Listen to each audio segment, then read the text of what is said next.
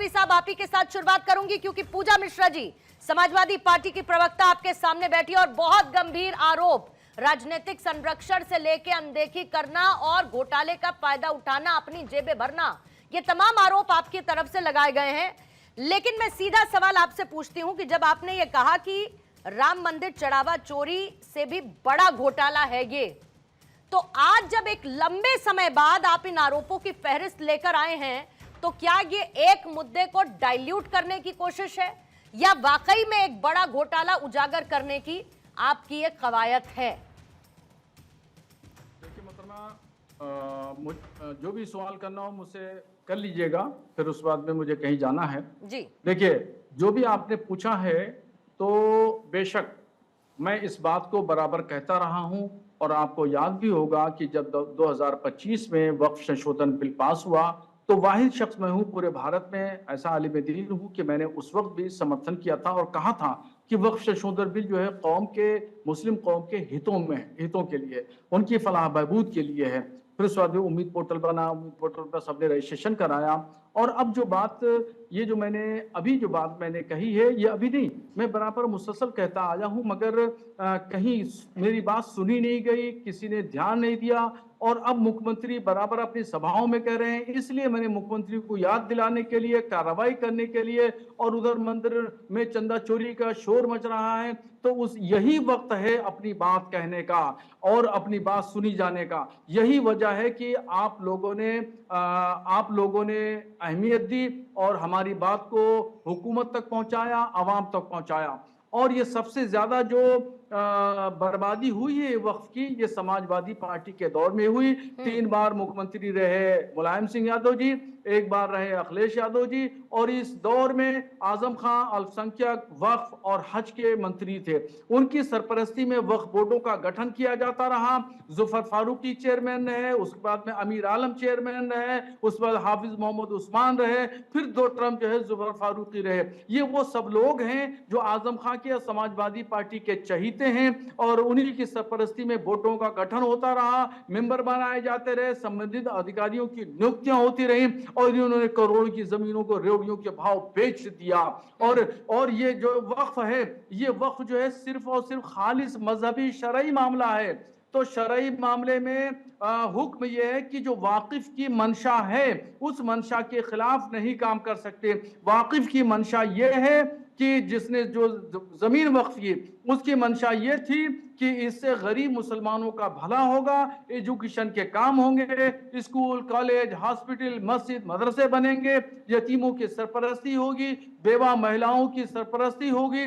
मगर ये सब कुछ न हो करके जो लोग काबिज थे, पॉलिटिकल संरक्षण प्राप्त थे, उन लोगों ने अपने जेबें भरी हैं। मैं एक एक आदमी के चेहरे को पहचानता हूं, मैं एक एक आदमी का नाम जानता हूं। जितने लोग भी इसमें मुलविस हैं, चाहे मंत्री हो या संतरी हो, सदस्य हैं, चेयरमैन हैं, और मैं सबका घर, रकबा और कहां रहते हैं सब बता दूंगा कि इन्होंने अपने मकानों को वक्फ की जमीन पर कब्जा करके 5 स्टार होटल की तरह बनाया है। इन्होंने वक्फ की जमीनों पर कब्जा करके शॉपिंग कॉम्प्लेक्स बनाए हैं, मार्केट बनाई है, और उसका पैसा किसी गरीब के पेट में एक रोटी के तौर पर भी नहीं पहुंचा। बरेलवी साहब नाम लीजिए ना, बरेलवी साहब नाम लीजिए। नाम देखिए, मैं आजम खां का नाम ले रहा हूं। रामपुर में एक मदरसा, एक मोहल्ला है मदरसा कोहना के नाम से, वहां पे सराय थी, वक्फ की जमीन पे बनी हुई थी, गरीब लोग रहते थे, उनको बिल्डोजर के जरिए जो है उजाड़ दिया गया। वहां पे औरतें, बच्चे बिलख रहे थे। मैं उस दिन रजा लाइब्रेरी में किताब के सिलसिले में काम कर रहा था, मैं गया तो मैंने खुद अपनी आंखों से उनको रोते हुए रोडों पर मैंने देखा है। फिर मैंने उनसे पूछा तो उन्होंने बताया। और उसके बाद में किला जो गेट है, पानदरीबा का दरवाजा कहलाता है, पानदरीबा के दरवाजे के सामने मदरसा आलिया है। ये मदरसा आलिया जो था ब्रिटिश शासन काल से बना हुआ था, अब तक चल रहा था, मगर आजम खान ने उस मदरसा को खत्म करके वहां पे बोर्ड लगा दिया, रामपुर पब्लिक स्कूल। किसी को यकीन न हो तो चला जाए, रामपुर देख आए। और वहां की जो लाइब्रेरी थी, उस लाइब्रेरी की किताबें चोरी कर ली गई और चोरी करके पहुंचा दी गई जवाहर यूनिवर्सिटी। ये और उसके बाद में बरेली की मैं बताऊं, बरेली में कोतवाली है, कोतवाली के बीच में एक कब्रिस्तान था, कब्रिस्तान के बगल में पुराना रोडवेज है। आज आकर के देख ले, कोई भी, किसी को यकीन न हो, पूजा मिश्रा आके देख लें या कोई भी आकर के देख ले कि वहां पर क्या है। वहां पर कब्रिस्तान पे बुलडोजर चला करके शॉपिंग कॉम्प्लेक्स 3 मंजिला बनाया गया है। मैंने उसको रुकवा दिया था उस गवर्नमेंट में, डीएम को। फिर उस जो सपा का विधायक है उसने डीएम से फोन करवाया, मुख्यमंत्री से फोन करवाया। फिर डीएम साहब ने मुझसे कहा कि मौलाना ऐसी सिचुएशन है, मैं क्या करूं? तो मैंने कहा जैसी आप चाहिए वैसे करिए। बोले मेरा ट्रांसफर करा देगा अगले से कह करके। तो मैंने कहा ठीक है, जैसे आप समझिए वैसा करिए। मैं एक एक आदमी की हिस्ट्री बता सकता हूं, एक एक आदमी की बता दूंगा किसने कहां कब्जा किया है, कहां शादी हाल बनवाए हैं, कहां लखनऊ में क्या किया है, लखनऊ में बाराबंकी में क्या हुआ है, कानपुर में क्या हुआ है, बिजनौर में क्या हुआ है। दर्जनों एफआईआर लिखी हुई है इन लोगों के खिलाफ, फिर क्या वक्फ चेयरमैनों के खिलाफ, सदस्यों के खिलाफ कोई कार्रवाई नहीं हुई। इसलिए मैंने एफआईआर के बाद भी कोई कार्रवाई नहीं हुई। बरेलवी साहब, मैं चाहूंगी आप थोड़ी देर रुके मेरे साथ और पूजा जी को साथ में स्क्रीन पर रखेंगे। बरेलवी साहब थोड़ा समय दीजिए, नेक काम कर रहे हैं बरेलवी साहब, रुकिएगा जरा, थोड़ी देर रुकिएगा, 4-5 मिनट और दीजिए, फिर उसके बाद मैं आपको नहीं रोकूंगी, लेकिन रुकिएगा और पूजा जी को जरा साथ में रखेंगे। पूजा जी बताइए, जिसके नाम पर वोट लिया, जिसके नाम पर राजनीति की, उसी को लूटकर जेबें भर ली गई। कितना गंभीर आरोप आपके ऊपर लग रहा है, आपकी पार्टी के ऊपर लग रहा है, और आपका शोर अलग चल रहा है। पूर्णिमा जी, ऐसा लग रहा है कि जैसे भाजपा से प्रश्न हो रखा है कि भगवान श्री राम जी के नाम पर वोट लिया और उन्हीं को लूट लिया। हालांकि मैं बरेलवी जी के उनका जवाब दे देती हूँ। बरेलवी जी ने कहा कि जो है वो आलिया जो था मदरसा वो शिफ्ट हो गया था, वो शिफ्ट हुआ था, वो शिफ्ट हुआ राजकीय रजा इंटर कॉलेज में, अभी भी है वो, 2016 में हुआ था। 2017 में जो सरकार बन गई थी भाजपा की, ये चले गए। आप इंटरप्ट नहीं करिएगा, आप लगातार झूठ बोलते रहे। ये वही बरेलवी जी है जिन्होंने महाकुंभ के दौरान में कहा था कि महाकुंभ जो मनाया जा रहा है वो वक्फ की जमीन पर बनाया जा रहा है। ये वही बरेलवी जी है जिन्होंने 2024 के चुनाव में माननीय प्रधानमंत्री जी के लिए प्रचार किया हुआ था। ये वही बरेलवी जी है कि भाजपा इनसे जब चाहे जो चाहे वो करवा ले। तो आप ये कह रही हैं कि ये बीजेपी के इशारे पर कह रहे हैं आज सारी बातें, और सारी बातें झूठी हैं।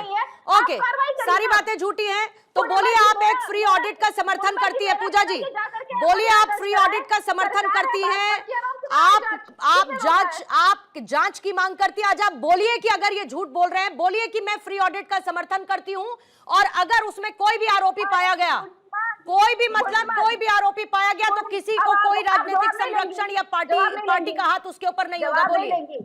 जवाब में हम कह रहे हैं, चाहे वो चंदा चोर है भगवान श्री राम जी के मंदिर में, चाहे वो मदरसे में चोरी कर रहा हो, चाहे वो वक्फ बोर्ड में चोरी कर रहा हो, चोर चोर मौसेरे भाई, भाजपा की सरकार है। ये कीचड़ से जो है काला मुंह धोने का प्रयास ना करे भाजपा। भाजपा सबके ऊपर में कार्रवाई करे। और मौलवी जी बैठे हुए हैं, जाकर के इतना सबूत है इनके पास में, सारा सबूत दे, थाने पे एफआईआर दर्ज करा दे।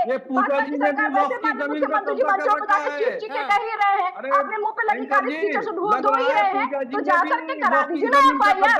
यहाँ चोरी चोर मचाए पड़ा हुआ है, हो रखी हुई है। अभी आपको बड़ा ध्यान आ रहा है, 2016 में जब वो शिफ्ट हो गया पूजा जी ने भी पूरी जमीन कब्जा कर रखी है, भाजपा की सरकार वही जिसके आप मार्केट बना लिए, उससे आमदनी हो रही है, और कहीं जांच हो गई कि उसकी आमदनी चली जाएगी।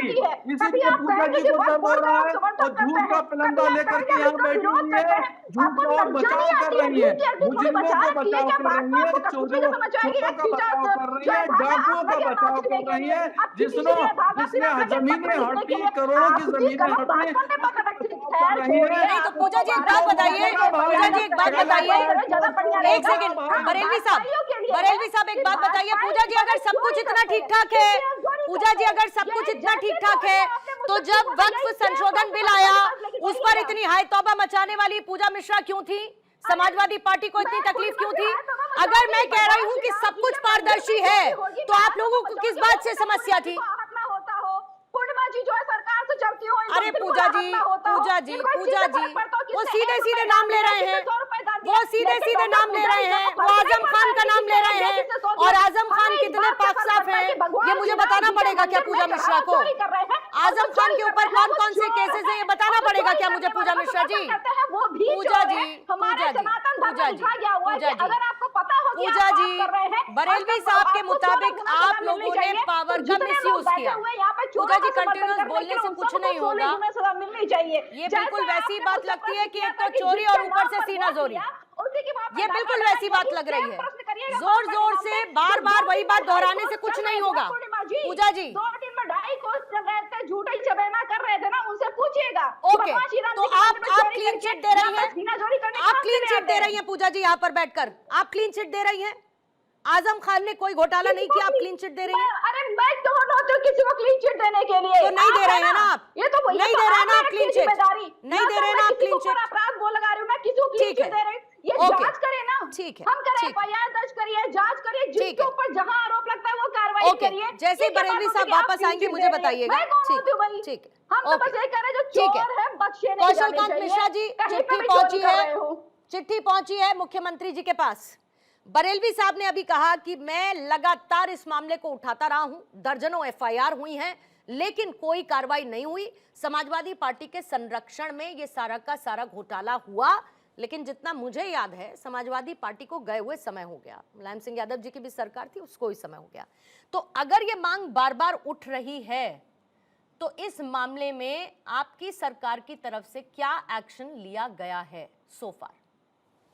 पूर्णिमा जी, सबसे बड़ा एक्शन ये लिया गया है कि जो वक्फ अमेंडमेंट बिल जिसको कांग्रेस की सरकार ने 2012-13 में अमेंडमेंट किया था, और उस अमेंडमेंट के बाद 15 साल में, कुल 15 साल में उसको इतनी असीमित ताकत दे दी गई थी कांग्रेस की सरकार के द्वारा कि उसने 18 लाख एकड़ लैंड पे 15 साल में कब्जा किया, जबकि टोटल लैंड 39 लाख एकड़ मानी जाती है वक्फ की आजाद भारत में, जिसमें से 18 लाख एकड़ केवल इस 15 साल में कब्जा किया। इस असीमित ताकत को देकर के कानूनी जामा पहनाया गया था जो कांग्रेस के द्वारा, और समाजवादी पार्टी उस समय उनके साथ गोद में बैठ करके राजनीति कर रही थी। उस समय जो गलत कॉन्स्टिट्यूशनल के द्वारा किया गया था, जिसकी वजह से अवैध कब्जों के ऊपर हम कोई कार्रवाई नहीं कर पाते थे, वक्फ में की अपील हाईकोर्ट में नहीं हो पाती थी, अगर ट्रिब्यूनल का डिसीजन आ गया तो केवल सुप्रीम कोर्ट में चैलेंज हो जाता था। उसको कॉन्स्टिट्यूशन के लेवल पे जो कमियां तुष्टीकरण के नाम पे कांग्रेस सरकार ने की थी, उसको दूर किया मोदी जी की सरकार ने। ये सबसे बड़ा। और उसके बाद से आज ये देखिए, ये मौलाना साहब आकर के टीवी पे बोल रहे हैं, ये हिम्मत कि एक मुस्लिम मौलाना आकर के टीवी पर वक्फ के खिलाफ बोल रहा है, ये जो हिम्मत आई है बोलने की, ये हिम्मत देने का काम योगी जी और मोदी जी की सरकार ने किया है। अगर हम बात करते हैं अभी, हालांकि मैं बिल्कुल अभी जिस पे सारे लोग जाएंगे, मैं पहले ही बता देता हूं कि ये सबको, इनको समाजवादी, अभी दूसरे चैनल में भी समाजवादी पार्टी के प्रवक्ताओं को ये बोला गया है कि राम मंदिर पे ही बोलना है। राम मंदिर में जो हुआ गलत हुआ, उसके चोरों को सजा मिलनी चाहिए, उसके घोटालेबाजों को सजा मिलनी चाहिए। पर आज एक दिन दोपहर में काम हुआ है, मौलाना साहब की चिट्ठी आई है, अखिलेश जी, समाजवादी पार्टी, कांग्रेस वाले, राहुल गांधी, प्रियंका गांधी, इंडी गठबंधन के किसी ने एक भी ट्वीट, एक भी मैसेज, एक भी प्रेस कॉन्फ्रेंस, एक भी धरना प्रदर्शन नहीं किया है। कोई वक्फ की लैंड जो मिसयूज की जा रही है, जिसपे अवैध कब्जा है, उसके सामने जाकर के अब कोई प्रदर्शन करने नहीं गया। इसी से ये पता चलता है कि जो सेलेक्टिविटी है, इश्यूज की सेलेक्टिविटी, धर्म के इश्यूज की सेलेक्टिविटी के हिसाब से अपने वोट बैंक को साधते हुए राजनीति करना, ये इंडी गठबंधन वाले दिखा रहे हैं, और इससे ये एक्सपोज हो रहे हैं। इससे ज्यादा मुझे कुछ नहीं कहना। क्योंकि वक्त में, अब कुछ एग्जाम्पल दे देता हूं। लखनऊ में एक लक्ष्मण टीला था, उसके ऊपर अवैध कब्जा करके टीले वाली मस्जिद बना दी गई। आजम खान जब मिनिस्टर थे तो उन्होंने प्रेस कॉन्फ्रेंस करके बोला था कि ताजमहल को वक्फ को दे देना चाहिए। प्रेस कॉन्फ्रेंस का वीडियो अवेलेबल है, समाजवादी पार्टी से पूछा जा सकता है। इसके अलावा कुछ बहुत सारे लोगों ने ये, हाँ, इलाहाबाद हाई कोर्ट जिस जमीन पे बना हुआ है वो जमीन पूरी वक्फी है, ये कहा गया, जिसके बाद हाई कोर्ट ने थपेड़े मारे थे। लेकिन हाई कोर्ट कुछ कर नहीं पाया था, क्योंकि वो कानूनी ताकत उनको मिल रही थी 2012-13 में जो इन्होंने ठीक है, अमेंडमेंट इसीलिए आप अमेंडमेंट लेकर आए, इसीलिए आप अमेंडमेंट लेकर आए ताकि जो असीम ताकतें मिली थी कि एकदम अनटचेबल जैसा हो गया था वक्फ बोर्ड, वहां पर कम से कम एक दायरे को लांघा जा सके और कार्रवाई की जा सके। लेकिन फिर मैं कहती हूं कि फिर सारी फाइलें खुलनी चाहिए अगर इतने गंभीर आरोप लग रहे हैं। जिन जिन का नाम आ रहा है उनके समय की सारी फाइलें खुलनी चाहिए आदेश भारद्वाज साहब। और आज ये मत देखिएगा कि वक्फ की बात हो रही है तो आज हम साइलेंट हो जाएंगे, ये मत कहिएगा। अब आज अगर मान के चलिए कि जो आरोप लग रहे हैं उनकी गंभीरता को आप समझते हैं तो आज आप ये कहिए कि कोई भी दोषी हो उस पर कार्रवाई होनी चाहिए और इसका प्रॉपर ऑडिट भी होना चाहिए और ऑडिट को सामने रखा जाना चाहिए। बताइए आदेश भारद्वाज साहब, कहेंगे क्या? पूर्णिमा जी, कब नहीं कहा? क्यों आपको ऐसा लगता है और क्यों अपने शब्द आप मेरे मुंह में डालना चाहती हैं? नहीं नहीं, मुझे तो याद है वक्फ अमेंडमेंट बिल के समय आप लोगों ने क्या किया था। शब्द डालने की क्या जरूरत है? आती हैं शब्द डालने की क्या जरूरत है? कांग्रेस सदा से निष्पक्ष जांच के हक में रही है। आरोप मौलाना के द्वारा लगाए गए हो, किसी एक व्यक्ति के द्वारा लगाए गए हो, गंभीर आरोप है, उनकी जांच होनी चाहिए। पिछले 9 साल से यही सरकार है। ये मौलाना के मैंने शिकायतें दी है, तो क्या सरकार चूड़ियां पहन के बैठी है? कितने मामलों की जांच? मुझे आदेश जी, मेरे को चूड़ियां पहनने वाले शब्द से बहुत दिक्कत है, प्लीज इसको मेरी डिबेट से बाहर रखा करिए। मैं बेवजह नहीं, बेवजह फिर टकराव की स्थिति होगी। मैं बोलूंगी कि चूड़ियां पहनने का क्या मतलब है, आप कहेंगे कमजोरी की निशानी है, फिर मुझे समस्या हो जाएगी। इस शब्द को बाहर रखिए और सीधे टू द पॉइंट बात करिए, प्लीज कंटिन्यू। रोने वाले लोगों को बहादुर बताया जा रहा है। नहीं, आप दूसरी तरीके से इसकी व्याख्या करिए, मुझे कोई समस्या नहीं है। Feel free to use any other word, don't use this. और आगे से भी याद रखिएगा आदेश जी इस बात को, प्लीज बोलिए। बता देती है, आपको बीजेपी सरकार का दृष्टिकोण नहीं दिखता। जो मैंने कहा आपने सुना, पूजा जी भी अग्री करेंगी जो मैं कह रही हूं उससे। इधर उधर की बात मत करिए, चूड़ियां पहनने की बात मत करिए। आप इनकी कमजोरी की व्याख्या जैसे करनी है कोई और शब्द निकाल कर लेकर आइए, चूड़ी पहनने की बात मत करिए आदेश जी। हमने सारा कानून से देश चलेगा, बस ये बात करिए, ये बात करिए, कोई दिक्कत नहीं है इसमें। आपको दिक्कत है, आपने पहले ही कहा। बता दिया मैंने, मुझे शब्द से समस्या है, अब और कैसे बताऊं? गलत बोला आपने, जो है बदनाम करते हैं दूसरे लोगों को, चोरों के साथ खड़े हैं, उनका नाम लेने में आपको तकलीफ होती है। क्या स्क्रिप्ट लिखकर आए हैं क्या आदेश जी? इस संविधान से चलेगा? स्क्रिप्ट लिखकर आए हैं क्या? स्क्रिप्ट लिख के आए हैं? स्क्रिप्ट लिखकर आए हैं? आपने लिखी हुई है। अच्छा बताइए, वक्फ अमेंडमेंट का आपने कितना समर्थन किया था, जरा बताइएगा। कि पत्रकारिता छोड़ के सरकार के भोगू। अरे आप ही का इंतजार था प्रभु मुझे कि आप आज अवतरित होंगे और बताएंगे कि मुझे क्या करना चाहिए और क्या नहीं करना चाहिए। आप ही का इंतजार था, आप ही के अवतरण का इंतजार था मुझे। अली जैदी साहब भी जुड़ गए हैं, शिया वक्फ बोर्ड उत्तर प्रदेश के चेयरमैन हैं। अली जैदी साहब, आपको स्क्रीन पर रख रही हूं और फिर उसके बाद सर्वेश जी मैं आपके पास आऊंगी। अली जैदी साहब, कितना आसान है आज ये कहना कि अरे 9 साल से तो इनकी सरकार है, क्यों इन्होंने कार्रवाई नहीं की।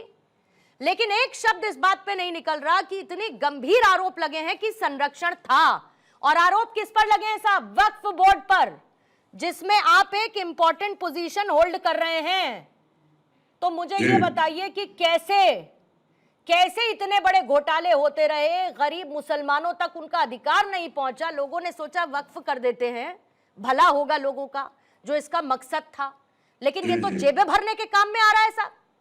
बिल्कुल, देखिए वक्फ में उत्तर प्रदेश की यदि बात करें तो पूर्व सरकारों में जो है भ्रष्टाचार को बढ़ावा दिया हर एंड से।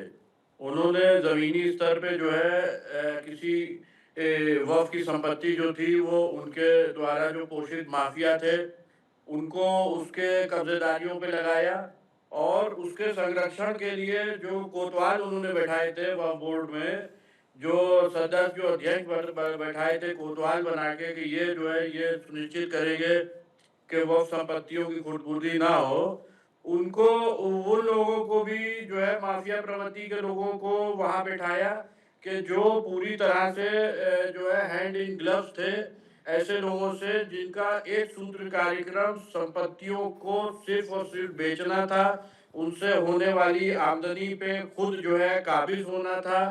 और यदि कोई व्यक्ति उसके बारे में आवाज उठाए कि इस तरह से जो है हो रहा है, गरीब मुसलमानों का हक उनसे छीना जा रहा है। नहीं नहीं, आप तो चेयरमैन है ना अली जैदी साहब, अगर मैं गलत नहीं हूं तो आप चेयरमैन जी है ना शिया वक्फ जी बोर्ड जी के। जी तो आप चेयरमैन है, मतलब जो सब कुछ हो रहा है वो आपकी नजरों में है, जो पहले हो रहा देखिए, था उनकी नजरों में था, अब जब आप चेयरमैन है तो आपकी नजरों में है, सब कुछ आपको पता है। तो बेशक दूसरे देखिए, पर आरोप 2000 मढ़ने से नवंबर पहले में साहब ये बता 2021 दीजिए मुझे कि नवंबर में आपकी जो नाक के है नीचे ये हमारा सब बोर्ड कुछ बना कैसे चल रहा है? भारतीय जनता पार्टी की सरकार जब प्रदेश में आई है, और पूर्व में जो लोग जो है वो बोर्ड में थे, उनको यहाँ से जो है बाहर किया गया है। अरे जैदी उसके साहब, बाद आपके पास पावर्स नहीं है क्या? कोई आप चेयरमैन हैं शिया वक्फ बोर्ड जी के, जी आपके पास बिल्कुल पावर बिल्कुल, नहीं है? ऐसे बहुत मामले हम लोगों ने हल किए हैं कि जहाँ पे जो है वक्फ की संपत्तियों पे जबरदस्त तरीके से जो है माफिया द्वारा जो है कब्जा था, और वो किसी ना किसी विशेष जो है पूर्व में जो है सत्ताधारी पार्टी से जुड़े नहीं हुए तो थे, मुझे जिनका ये बताइए संरक्षण कि उनको अगर सब हासिल कुछ था। इतना पारदर्शी होना चाहिए, जैदी साहब मैं कट टू कट आपसे सवाल इसीलिए पूछ रही हूँ जी क्योंकि मैं इस मैटर को समझना चाहती हूँ। मुझे ये बताइए कि अगर सब कुछ इतना ट्रांसपेरेंट है और आप इतने ट्रांसपेरेंट हैं, आपकी जमीर की आवाज आपको सुनाई दे रही है, तो मुझे ये बताइए कि हर जमीन, हर लीज, हर रुपए का हिसाब सार्वजनिक क्यों नहीं करता वक्फ बोर्ड? नहीं, वक्फ बोर्ड में तो जो है किसी भी तरह का जो रिकॉर्ड है वो ये पब्लिक ऑफिस है, और यहाँ का रिकॉर्ड जो है वो पब्लिक के लिए अवेलेबल है। यहाँ के हर कागज की सर्टिफाइड कॉपी अप्लाई करके जो है निकाली जा सकती है, और आरटीआई के एम्बिट में भी जो है बोर्ड है, आरटीआई द्वारा भी जो है किसी भी कागज पे किसी भी आदेश, किसी भी निर्णय, किसी भी तरह के जो है संशोधन किसी रिकॉर्ड में, उसकी भी कॉपी जो है निकाली जा सकती है। अरे फिर लेकिन मैं ये घूम सिर्फ फिर के आ भाजपा रही हूँ इसी सरकार बात पे में जो है जैदी साहब। सुनिश्चित हो पाया है, मैं फिर इसलिए जैदी कि साहब आज इसी बोर्ड पर की आऊंगी जवाबदेही कि आपके या पास बोर्ड तो में अधिकार बैठे है, जिम्मेदार चेयरमैन लोगों है की साहब जवाबदेही आप। तय की जा रही है। आप कोई वक्फ बोर्ड में कोई एकदम नीचे स्तर पर कोई अधिकारी नहीं है जैदी साहब, आप जी चेयरमैन जी हैं। मैं तो जी कह रही जी हूं कि सब कुछ सार्वजनिक कर दीजिए ना, इतने बड़े स्तर पर घोटाला हुआ है तो। बेशक बेशक, और हम लोग जो है हर तरह से जो है इसके लिए तैयार हैं, और सारा रिकॉर्ड और सारी चीजें यहाँ मौजूद है, और किसी भी जो है एक स्वतंत्र जांच एजेंसी को ठीक है। का जो है यदि सहयोग मिल जाए हाँ, तो सारी ठीक है। चीजों को जो है कौशल कांत जी, होपफुली आपने पब्लिक में सुना होगा लाया जो जा जैदी सकता साहब है। कह रहे हैं, इनके पास सब कुछ तैयार है, और अगर वाकई में मामले की एक निष्पक्ष जांच होनी चाहिए तो उसके लिए क्या स्टेप लेना है वो आप बेहतर जानते हैं, क्योंकि सरकार आप ही की है। सर्वेश जी, आपके पास जल्दी से आ जाती हूँ क्योंकि आरोप लगे हैं उस वक्त की सरकारों पर, विपक्ष के ऊपर। उत्तर प्रदेश में चुनाव होने हैं 2027 में, एक तरफ ये उठा रहे हैं राम मंदिर चढ़ावा चोरी का मामला, कहते हैं कि सरकार इसमें घिरी हुई है, लेकिन कितना बड़ा डेंट इन लोगों के ऊपर है इस तरीके के गंभीर आरोप लगना और इनका घोटाले को संरक्षण देना और अपने हिसाब से वक्फ बोर्ड का इस्तेमाल करना और गरीबों का जो वंचित है उनका अधिकार मारना। पूर्णिमा जी, आपको नमस्कार। आपके सभी दर्शकों को वंदे मातरम, भारत माता की जय, जय श्री राम। देखिए पूर्णिमा जी, कहा जाता है कि हो यही सोई जो राम रचि राखा। पूरे भारतवर्ष के जितने भी मंदिर थे सरकार के नियंत्रण में थे और सब में लूटपाट मची थी, लेकिन राम मंदिर को लेके इतना इसलिए किया गया क्योंकि बीजेपी के समय में कोर्ट का फैसला आया, और बीजेपी के समय ही शासन में, यूपी में भी बीजेपी का शासन, सेंट्रल में भी शासन, मंदिर बनके तैयार खड़ा है, और उन जिहादियों, उन अधर्मियों, विरोधियों के सीने पे खड़ा है मंदिर।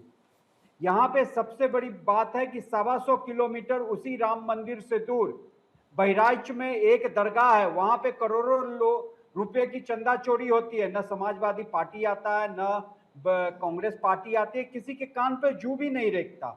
मैं तो वक्फ बोर्ड के, बीजेपी ने जब भी अमेंडमेंट बिल लाया मैं तो उसके पक्ष में कभी था ही नहीं।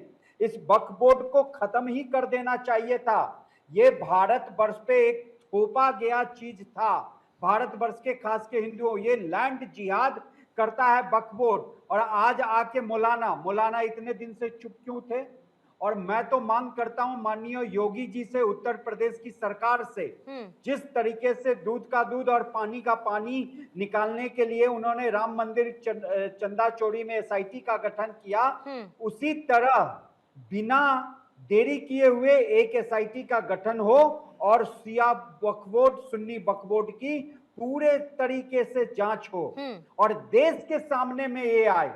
क्योंकि यहाँ पे केवल और केवल राम मंदिर के चौढ़ावा का बात होता है। ठीक है। तिरुपति के मंदिर में सोना चोरी हो गया पूर्णिमा जी, वहां पे सीपीआईएम की सरकार थी, कांग्रेस और समाजवादी पार्टी ये इंडिया अलायंस के सहयोगी थे, लेकिन किसी ने कुछ बोला नहीं। नहीं, एक बात है, कहीं पर भी चढ़ावा चोरी, कहीं पर भी जो दान में पैसा गया उसमें घोटाला, सब बराबर है, छोटा बड़ा कुछ नहीं, लेकिन वहां तो चोरी चोरी है, घोटाला तो कुछ नहीं। आप जब मतलब वो गलत है तो गलत है, ये नहीं कि ज्यादा गलत क्या है और कम गलत क्या है। सोना चोरी तिरुपति मंदिर से पहले का मामला और थोड़ा सा running short of time Sarvesh ji, I am really sorry, मैं थोड़ा सा शॉर्ट ऑफ टाइम चल रही हूँ। पूजा जी जल्दी से एक बार 30 सेकंड आपका क्लोजिंग कमेंट लेती हूँ। कौशल कांत जी आपका सबसे लास्ट में मैं लूंगी वाइंडिंग कमेंट। पूजा जी 30 सेकंड्स।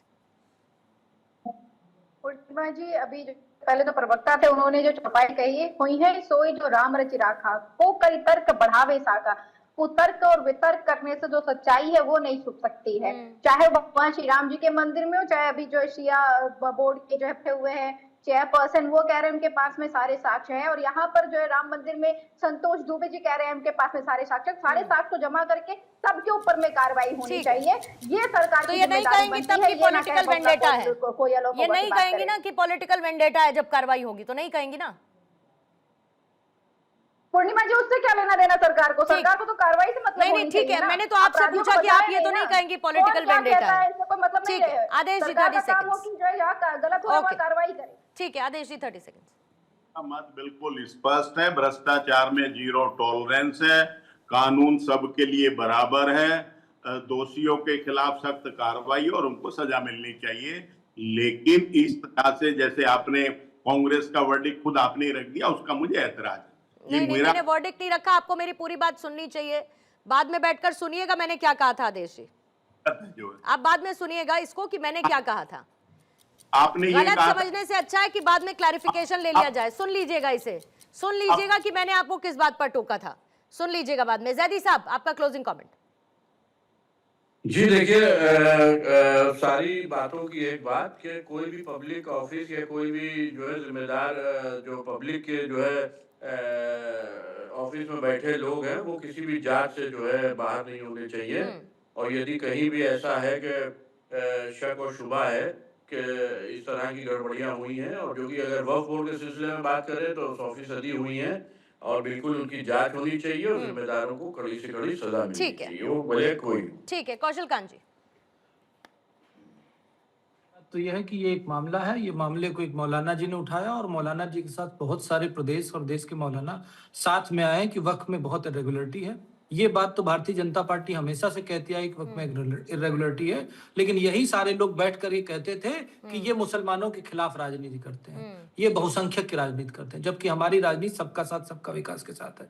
आप ये देखिए, वक्फ की बात हो, चाहे किसी भी मुस्लिमों में जो कुरीतियां होती हैं, जैसे हलाला की बात हो, ट्रिपल तलाक की बात हो, और वक्फ की बात हो, कुछ भी ऐसा लाउड स्पीकर मस्जिद पे लगाने की बात हो, हर जगह बीजेपी ने वो काम किया। ठीक है, तो जब आप ये काम करते आए हैं तो अब आपके ऊपर और जिम्मेदारी बढ़ जाती है। इस तरीके के आरोप, एफआईआर, अब चिट्ठी पहुंची है मुख्यमंत्री तक, तो उस पर कार्रवाई करने की आपके ऊपर बड़ी जिम्मेदारी है अब। शुक्रिया आपका कौशल कांत जी। ठीक है सर, बिल्कुल बिल्कुल शुक्रिया आपका। आदेश जी आपका भी धन्यवाद। सर्वेश जी, पूजा जी, जैदी साहब,